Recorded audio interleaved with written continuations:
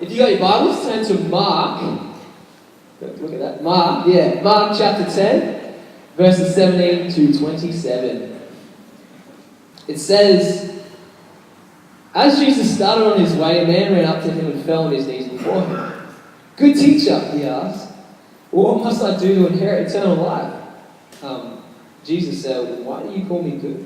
No one is good except God alone. You know the commandments. You shall not murder, you shall not commit adultery, you shall not steal, you shall not give false testimony, you shall not defraud, honor your mother and father. You know these things. Teacher, he declared, I've kept all these things since I was a boy. So Jesus looked at him and loved him and said, one thing you lack. Go sell everything you have and give to the poor, and you will have treasures in heaven. Then come follow me. At this, the man's face fell. He went away sad because he had great wealth. Jesus looked around him and said to his disciples, how hard is it for the rich to enter the kingdom of God? The disciples were amazed at his words. But Jesus said again, children, how hard is it to enter the kingdom of God? It's easier for a camel to go through an eye of a needle than for someone who is rich to enter the kingdom of God. The disciples were even more amazed and said to each other, who can be saved? And Jesus said this, with man, this is impossible, but with God, all things are possible. Cool, let's just pray real quick. Holy Spirit, I pray in this room right now that you will begin to open our hearts, Lord. Open our hearts to following you, God, and to following your lead. I pray, God, that you will encourage people in this room, inspire us, but I pray that you really just connect, Lord, in this area, Lord God, that you will stir us even more as believers to follow and to give our life and to live our lives in pursuit of you. God, I pray this in your mighty name. And everybody said, amen. I was really surprised this morning with the communion and the offering because they both were talking, at least for the offering a little bit, but definitely for communion, they were both mentioning this following after God. The title of my message this morning is Follow Jesus, right? So I think God really wants to communicate something in this place, yeah? So that is the title of my message this morning, Follow Jesus. Now, have you ever been in an intimidating situation or ever, especially if you're like to live on the edge a little bit or be a little bit of an adrenaline junkie, have you ever been intimidated by something? Intimidated by a task or, I know for me, I'm looking at Aaron, he's like got that face, he's like, I live on the edge, man. I'm doing burnouts like on one tire, 100 k's down the road, and okay. Oh, you don't do that yet. Sweet. There are things that we can come across in life, not just people, but just things that happen that can be really intimidating. One such thing, which I've shared many times here, one such thing for me is a thing called quarry jumping. Does anyone know what I mean by quarry jumping? Right? So you've got, it doesn't even have to be a quarry, it could be just like an awesome, if you've ever been to Killarney Glen, there's like a canyon and there's heaps of water and it's like really fresh and deep and people jump in and it's awesome. Like those freshwater springs. But it's when you jump off this cliff sort of thing, or a quarry edge, and into a big pool of water, and it's just this awesome adrenaline rush, right? So for me, I love the feeling of the falling. I love falling, I love the feeling. I love landing in the water, I love the swimming, I love the whole thing. But it's when you stand on the edge, when I stand on the edge at least, I get frozen in fear, right? I'm frozen. And there's been a few times where like Kieran's come up behind me and just like push me in the back and I'm like, oh, thank you. I hated him for it, but I was still grateful that I got the experience. Standing on the edge can be really intimidating. And I think in the same way, following Jesus can be really intimidating, right? Sometimes when Jesus says, come follow me in a particular way, it can look really big. It can look really intimidating and you can be frozen in fear, right? If you look at this story of the rich young ruler, a lot of us can read that and go, oh, God has a problem with money, but he doesn't have a problem with your money. Can I say that this morning? God doesn't have a problem with your money. If you look at a lot of the leaders in the Old Testament, a lot of them were wealthy people, right? God does not have a problem with your money. He has what he actually has a problem with, and we see this in this verse, in this passage, is God wants to see us take a step out of our comfort zone and follow Him. The thing that is the obstacle before us is not our money in this. That's not what it's telling us. It's not our money, it's our comfort zones. It's the things that make us feel secure. And so for this guy, it says, his face fell, he was really sad, and he turned away because he had great wealth. Right? His comfort zone, his whole world was wrapped up in the fact that he had all these things. For some of us, it's different. For some of us, it's family members. For some of us, if God says, go overseas, go to that country, for some of us, we go, no, because I don't want to leave my family. You know, some of us, our comfort zones are different things altogether. But what I want to stir your heart for this morning, and what I want to encourage you with, is to actually follow Jesus and step out. Allow yourself to say yes to whatever God is calling you to do, and to follow Him. Is that okay? Yeah? Yeah? To step out and to follow Him, because the thing I feel like holds us back a lot of the time is our comfort zones. And I really feel like this morning God wants to speak to us, and He wants to say to us that there is breakthrough on the other side of this thing. I want to read out a few things that I wrote down about the rich young ruler. The rich young ruler was intimidated by the cost of following Jesus, not by the reward he was walking away from. Our comfort can be a barrier and a blinder to the riches God has in store for us. And I want you to ask yourself this morning, can you see yourself? Are you the rich young ruler? Because we are in the top percentage of the wealthiest people in the world. This applies to me, applies to everyone here. And this is the thing we must allow ourselves to be confronted with. Who hates confrontation? Well, you're in the wrong place. This morning, I want to challenge you a little bit. Because, like I said, God doesn't have a problem with your money. But what is the obstacle for all of us in this room is our comfort zones that we wrap ourselves in. And I believe if we see a church that can actually take a step out into the things that God wants us to do specifically, we can see like incredible revival in our city. Amen? Amen? It doesn't mean pulpit ministry. It doesn't mean being up on a stage. It means whatever God has specifically designed you for. Is that cool? So I just want to share 3 things you need to know about following Jesus. That these are 3 things that I have learnt in my life when I took a step out off the ledge, not so much physically. I've done that before. I actually did it myself maybe twice. Okay, but just in life, taking a step towards what it was that God called me to.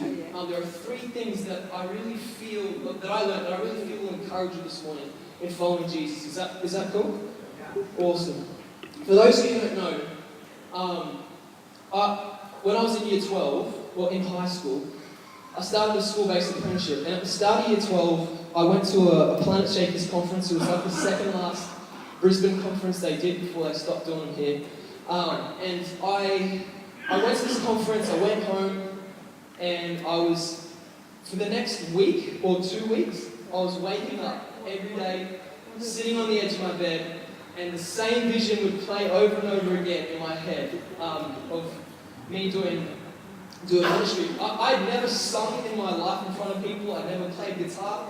But the thing that I saw was me standing on the stage playing guitar and singing, right? And then I saw the guitar get put down. I grabbed the microphone and started preaching. I did not do public speaking. I had never played guitar in my life. I was a drummer, but I'd never played guitar in my life. and I'd never sung in front of anybody. And I remember thinking, man, this is so dumb. What is this? Like, this is definitely just a whatever, like an image or a picture in my head. This is just me. That was what I would tell myself. This is just me. And then the same thing would happen over and over again. I'm like, this is actually, maybe God's trying to send me some signals here. And it's happening over and over again. So, and I felt a stirring in my heart for it. And so I decided I'd start praying about this thing. I said, God, I'd heard about this Bible college called Plain Shakers Bible College, and I said, God, if you want me to go there next year and quit my apprenticeship, you've got to tell me before mid-year. And then I left it at that. And so every now and again I'd pray, God, what do you want me to do? Got to mid-year and God spoke to me at a conference and He said to me very clearly, He said, I want you to quit your apprenticeship and I want you to go to Bible college. And so I turned my whole life around, and the thing is it wasn't easy. It wasn't an easy decision to leave my job security behind, to leave my future behind. You know, the thought process is, how am I going to pay for a car? How am I going to pay for a license? How am I going to pay for Bible college fees? How am I going to do this? How am I going to do that? What's the future going to look like? But those thoughts come up. But God said, I need to quit my apprenticeship and go to Bible college the next year. And so I just had to do it. And that was the journey that I took. And so I want to share 3 things that I learned in the process, getting from there to where I am now, if you'll listen to me. Cool. The first thing is this. Number 1, your sacrifice is always rewarded. Your sacrifice is always rewarded. Right? The thing is when I quit my apprenticeship, my source of income stopped, obviously. But within the next, I'd say 8 months, so finishing year 12 and then probably 2 to 3 months into the next year, I wasn't working very much. I had maybe 3 shifts a week, doing 3 hours each of those shifts at Woolworths, packing shelves. Right? I wasn't making a lot of money. And so I was just trying to figure out, God, you just said you've got my back. You know, I was somehow able to pay for a car, get a license. I obviously found a job. I was able to pay for the first lot of Bible college fees. And I was just like, oh, you know what, God, I'm just going to have to trust you. It was a sacrifice that I made, but what happened, I think it was, 3 months into the new year, I was approached by Greg McLaughlin. And I got a second job and I was able to earn, obviously, more income. But the thing is I saw these jobs sort of come to me relatively quickly. So I got a job at Woolworths pretty much almost straight away. And then I got a job when I needed it to give me that extra income. And I can look back and I can see God's provision in my life. Even though it wasn't much, I could see His provision. He provided me everything I needed. He provided the fees for college. He provided the things I needed to pay for fuel, for insurance, for my car, for my license. Everything got provided for. And He provided my needs, right? I want to give you some more recent examples of sacrifice. So last year, once a month, there's these things called BSR meetings. It's just stand for Brisbane South Region, right? And for our movement, our ACC pastors in our area get together and we just worship together, sit under some leadership teaching. And it's really, really cool. So we do this once a month, first Wednesday of every month. Last year, there were 3 instances where I saw God provide for sacrifices that I made to be there, right?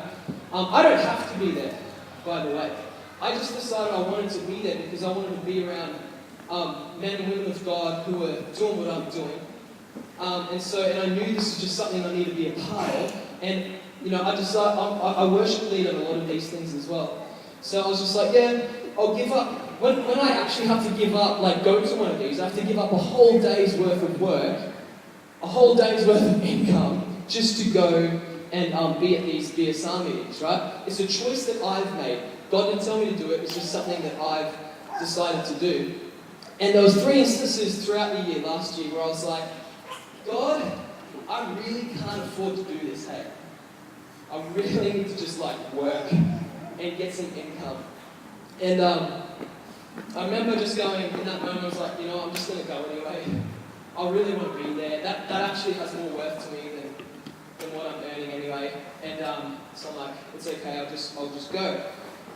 The first instance, there was the Saturday before, I was at a conference, and Cameron Bennett, who runs Youth Alive Australia and Queensland, was walking up the stairs, and I was walking down the stairs, and he just sort of saw me and he said, "Oh, Zach, I'm speaking at BSR this week. I need you to share just for 5 minutes just on how Pastor Mike and Pastor Blake discipled you and raised you up, speaking on discipleship. Can you do that?" I'm like, "Yeah, sure, whatever. That's great, thank you." So I got there at BSR, I just spoke for 5 minutes, sat down, thing finished, I went home. And I get a text from Doug Parker who's saying, "Hey man, Cameron Bennett wants to bless you for this morning. He wants to shoot you $100 just for speaking." I was just like, that is pretty awesome. Like, I was like a little bit worried that I'd be a little bit short, but God's just provided. I'm like, that's pretty cool.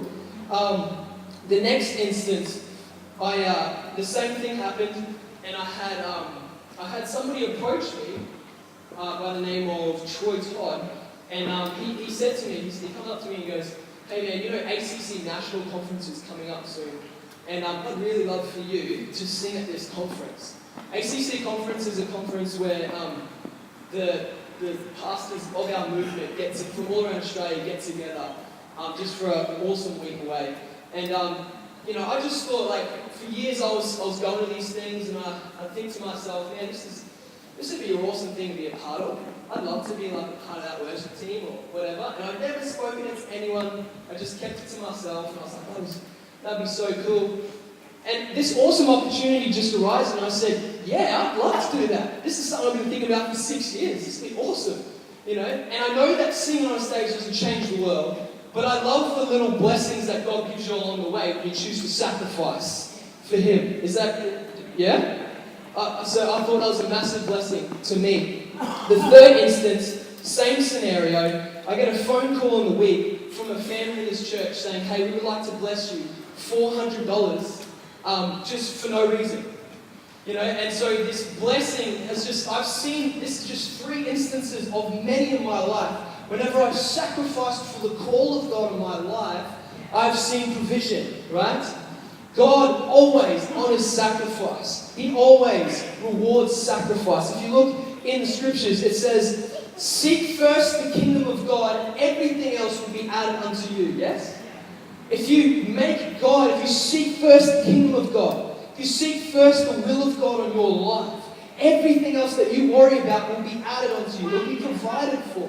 If you look at Matthew, the tax collector, Matthew, the disciple who previously was a tax collector, this guy was a wealthy man.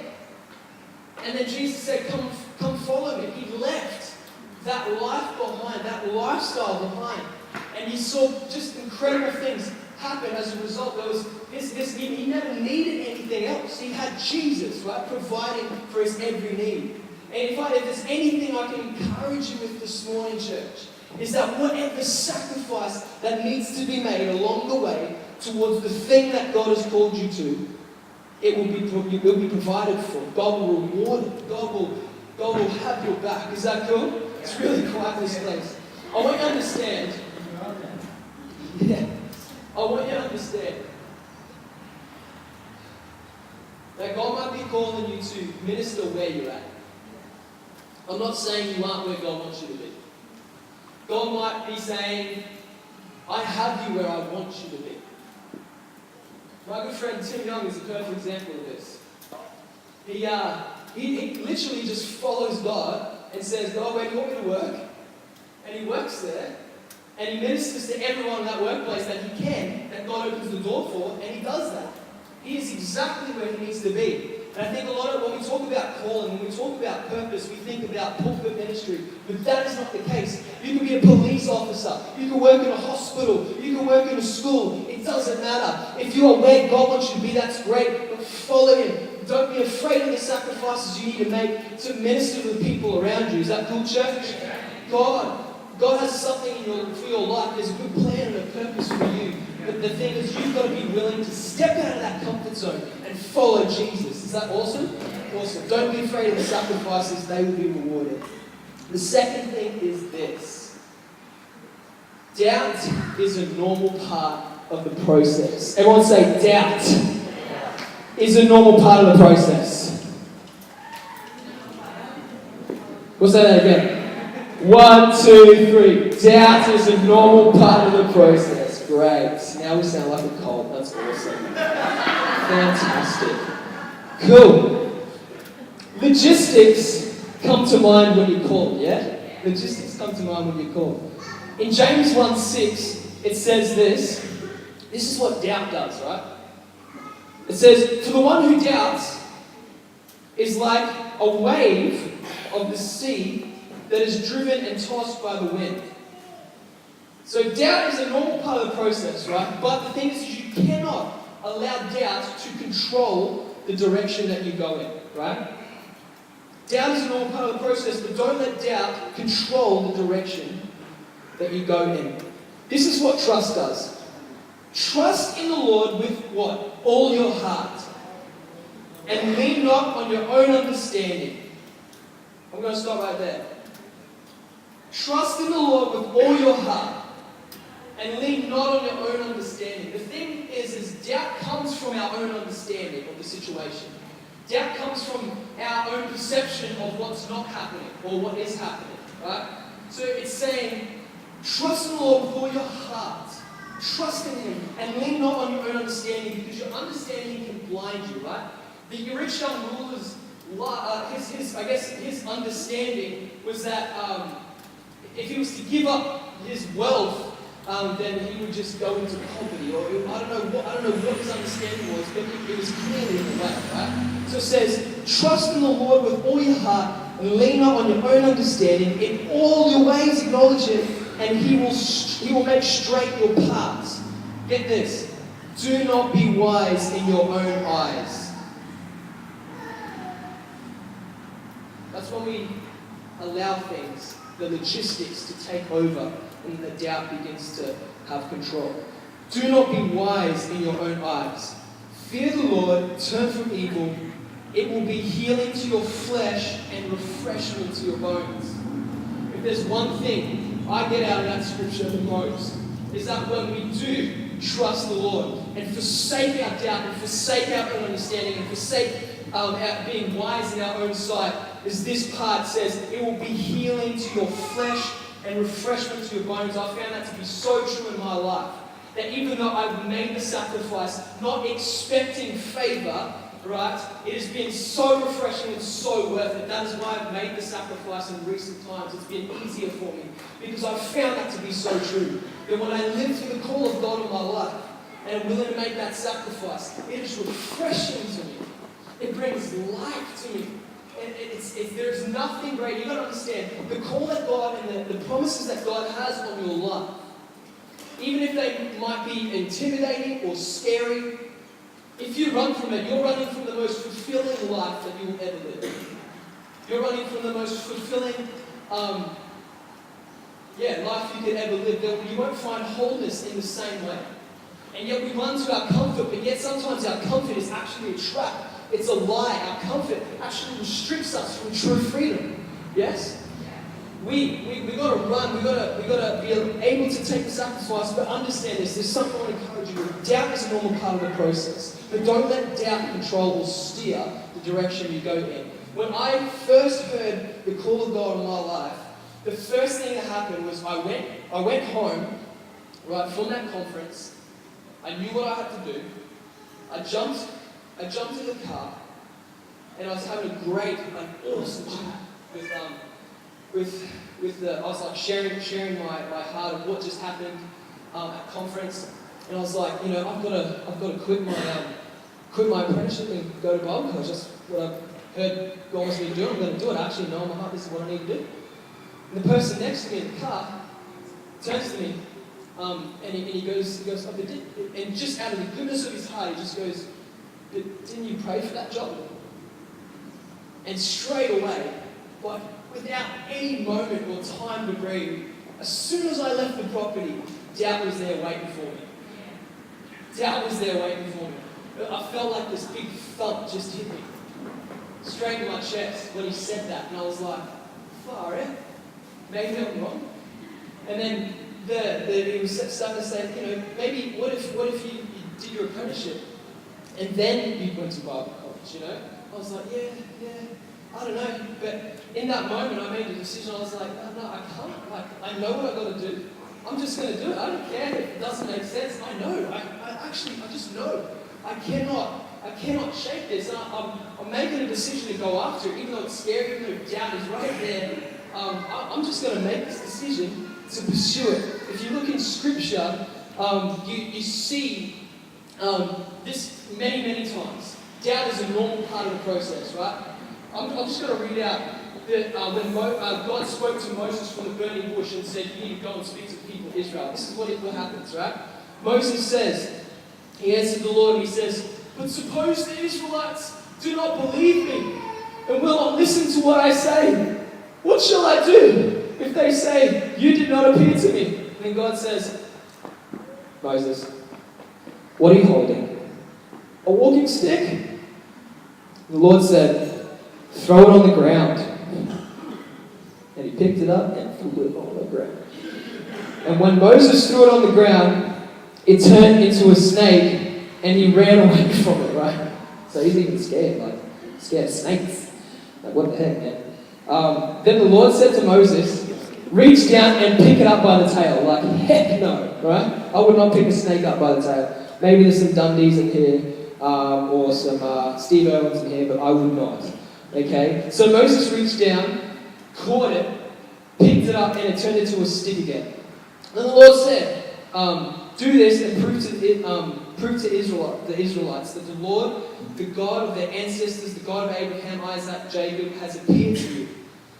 The Lord spoke to Moses again, put your hand inside your robe. Long story short, Moses puts his hand in there, he pulls it out, it's all covered in leprosy, and he's like, what the heck? And then God says, put it back in, puts it back in, pulls it out, his hand's totally fine. And the Lord says, if they will not believe you or be convinced by the first miracle, then this one will convince them. If in spite of these two miracles, they will not believe you, and if they refuse to listen to what you say, take some water from the Nile and pour it out on the ground. The water will turn into blood. And this is what Moses said. So Moses has just seen a stick turn into a snake. Has anybody seen that? No. Okay. Have you seen your own hand turn into a leprous hand? No. Right? So, let me tell you this.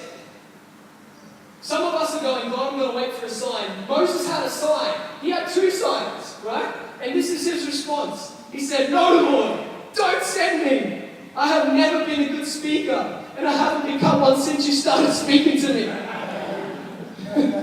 Like sarcasm, right? Like, what the heck? I'm a poor speaker, slow and hesitant. Then the Lord said, who gives man his mouth? God's good at it. Who makes him deaf or dumb? Who gives him sight or makes him blind? Is it not the Lord? Now go. I will help you to speak, and I will tell you what to say. But Moses answered, no, Lord. Please send someone else. At this, the Lord became angry with Moses, and said, what about your brother Aaron, the Levite?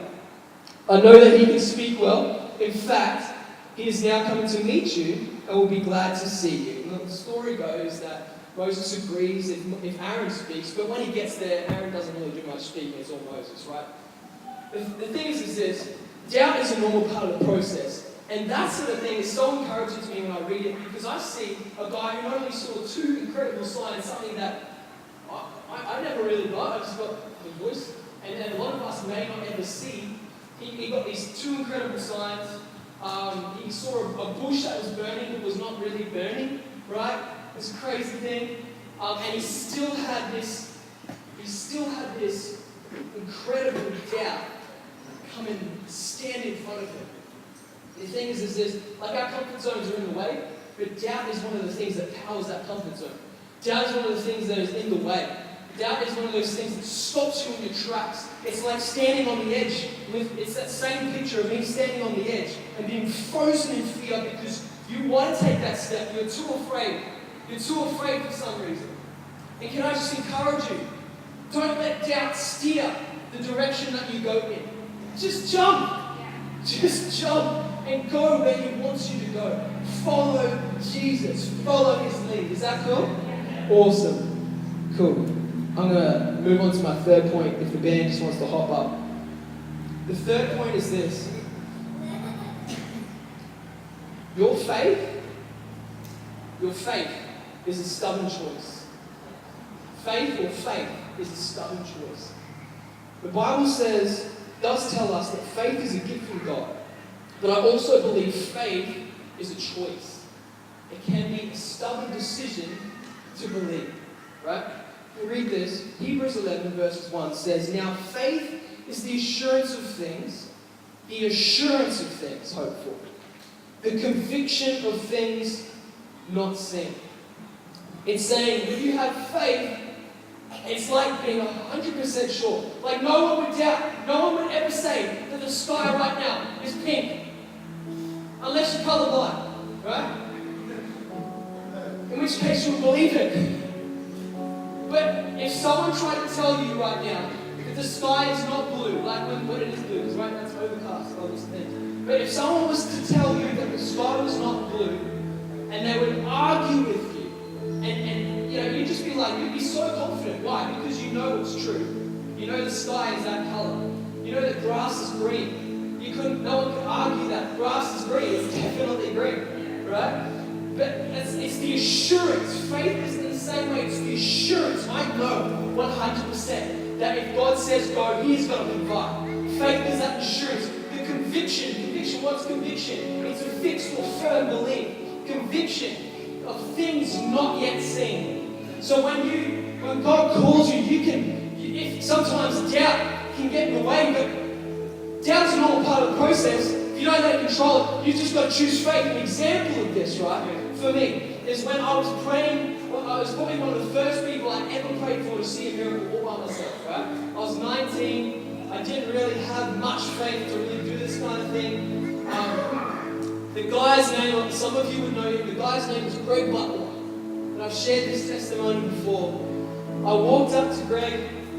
He was telling me, he was pretty much giving me a goodbye speech. And he was saying, like, dude, I've got this cancerous thing in my adrenal gland. He had photos, he had scans from the hospital. He was in all kinds of mess in his life. And then this thing happened. That's why he called me over. I actually got to know him through his son who was coming to our youth ministry at the time. And I was talking with him, and he was pretty much giving me a goodbye speech. And I just felt this overwhelming feeling. I was like, this is not going to happen. Like, this is ridiculous. This is stupid. Like, you're not going to die right now. And so I just said to him, dude, can I pray for you? And he said, yeah, sure. I put my hand on his shoulder, and when I did, we both just felt this. It was almost like there was a cloud that just surrounded us. As soon as I put my hand on his shoulder, I just felt this crazy presence of God. I started praying for him. He started crying. I was like, what the heck is going on? I'm praying, God, there's something happening right now. I was like, and then the words left my mouth.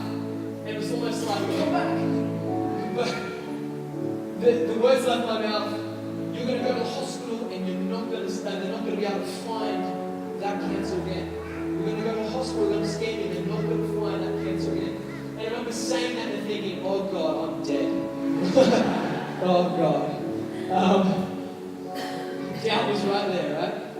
And I remember saying goodbye to him, he was like, thanks mate. He went on his way. I jumped in my car, drove off. And I remember just sitting in the car, and there was that doubt, that fear, that holding like, this is hectic. I remember thinking to myself, God, is this going to happen? I hope this happens. And I remember just thinking to myself, no, I need to decide right now what I'm going to believe. I need to be sure. I need to have a conviction that what happened is what's going to happen. And so I was in my car, and I said, God, I choose to believe that He is going to be healed. And I left it at that. 2 days later, he called me up. He said, you'll never believe it. They scanned me like twice and they couldn't find it, right? It's an incredible miracle. I almost passed out. Almost passed out. I'm not exaggerating. I actually felt a little bit like, oh, what? That is amazing, right? Faith is a stubborn choice I've found in my life. And I can see it sometimes in scripture where it's just like, I have to be stubborn right now and take Jesus at his word and actually believe the Bible and actually believe what it says and be stubborn about it in my belief that God is going to say what he said he will do. Amen? And if I can encourage you at this point, if God has called you to something, if he's saying, follow me, don't let doubt steer you. Don't let sacrifice be scary. Be stubborn and go, I'm going to choose to believe. I know it doesn't make sense. I know it's not fitting the picture that I have. Imagine if, I know the journey that I've had since God called me to now. It's had so many ups and downs, right? Imagine if God showed me every step. I wouldn't have said yes. I wouldn't have said yes.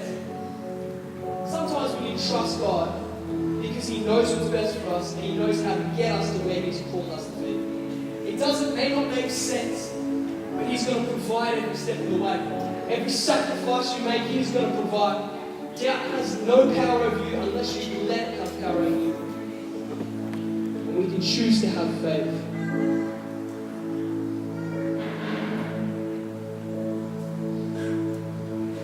I was reading the book of Acts yesterday. And I remembered when I was reading the book of Acts a few years ago, and I've spent a solid amount of time. I remember reading throughout that portion of the book of Acts where it talks about Paul and Barnabas going from town to town and preaching at different towns. And I remembered, and so I flipped to that part. The reason why I flipped there is because just to make sure that I was, this morning I wasn't lying. But I remembered, and I reread it yesterday, some of the first towns that they visited, they started preaching, and then a revolt rose up against them. Right? And they fled from 3 different towns. The second one of those that they had to flee from, Paul almost died. Right? This is at the start of his ministry. He almost died. And for us, some of us are like, oh, that's an indicator that God is not with you. Oh, Jesus, definitely not behind that. He just tried to kill you. But that is not the case. That is not the case. Sometimes things don't look like the way we want them to look. But if God said it, do it. Take the step. Follow Jesus when he says, follow me. Follow him. Amen? Amen? And this is where we come back to the verse in Mark 10 that we read out at the start.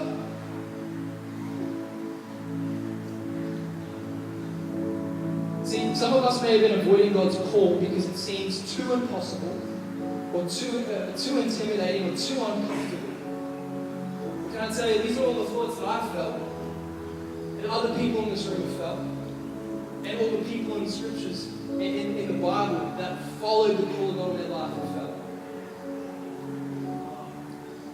The thing that went through my head, like I said in my story, was, that seems impossible. That seems ridiculous. I didn't even play guitar.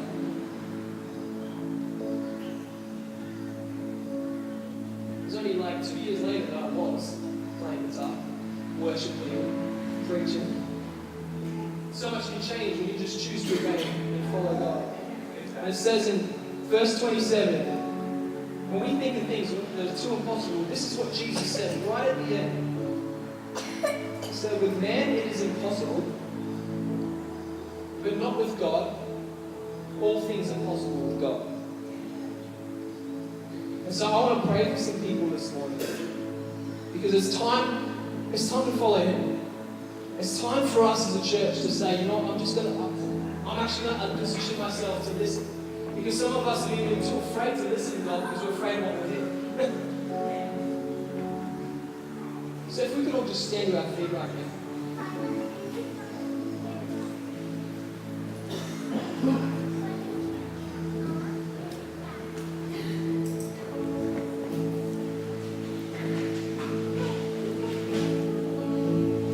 I want to ask the question. Can we just all close our eyes real quick?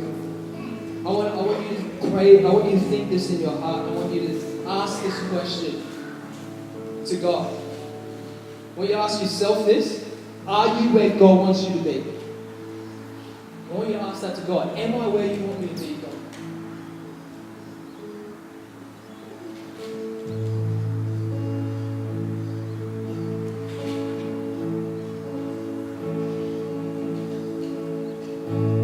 Are you where I want? Am I where you want me to be, God?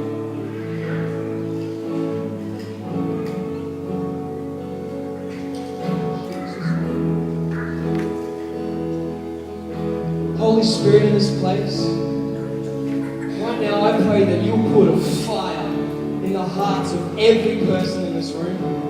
And I pray, Lord, that you will show them where you want them to be. And I pray, Father, that they will take that step. I pray that we will be bold, that we will choose to live and live not just with the faith, but to live by faith, Lord God.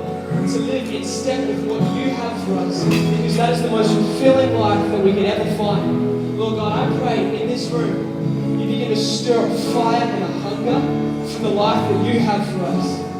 God, I pray this in mighty name. Just with every eye closed and every head bowed. See, Jesus died on a cross for us. And the reason why he did that is so that we could be free from the sin that enslaves us. The Bible said it enslaves us.